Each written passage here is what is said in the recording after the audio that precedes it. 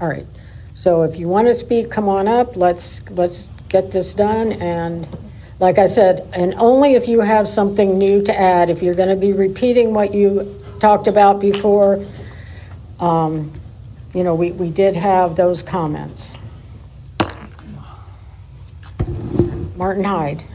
And I appreciate the Vice Mayor. That's very decent of her, because she's absolutely right, and the Mayor's absolutely right. Everyone has had, and this has been kicked around for a very long time. So I'm going to limit myself. I'm going to keep away from my usual cheerful outcomes and just throw in, again, just some facts, because these are math. Math is not subjective, not really. Course losses accelerating, we know that. July they lost 122,000 in the red, August potentially, presumably more, though we haven't got those numbers. We know 9% of the players are city residents. I worked that back because not everybody, people don't turn up and play there once. So when we're talking about 9% of the total people that play, that you don't take the total number of rounds and divide that and say that's how many it is.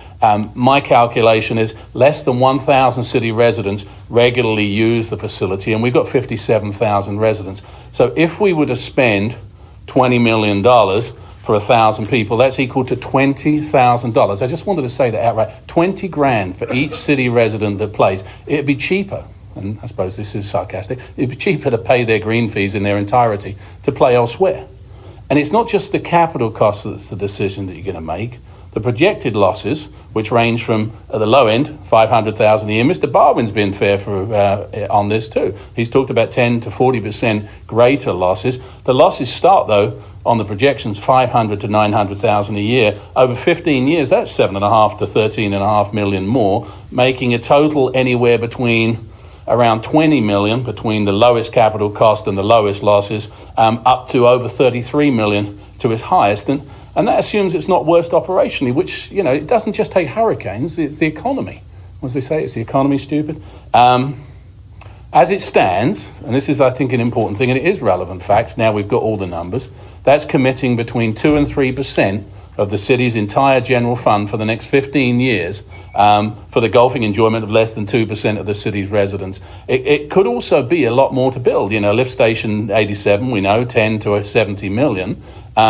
Nobody puts $12 to $20 million into something worth less per the valuation which you have now at less than $6 million. It's like putting 500 to 800,000 into a house that's worth 250,000. We haven't paid the SPD or the Teamsters. We're already at 249 million for this year, excluding any negative settlements for Palm Avenue and Leiter. So it's fair to say we don't have this kind of money for golf. And really all I'm saying is at this time, until you figure out where you are with the conservation, it is reasonable to do nothing or to lease it out, but to do this at this time, I think is a step too far.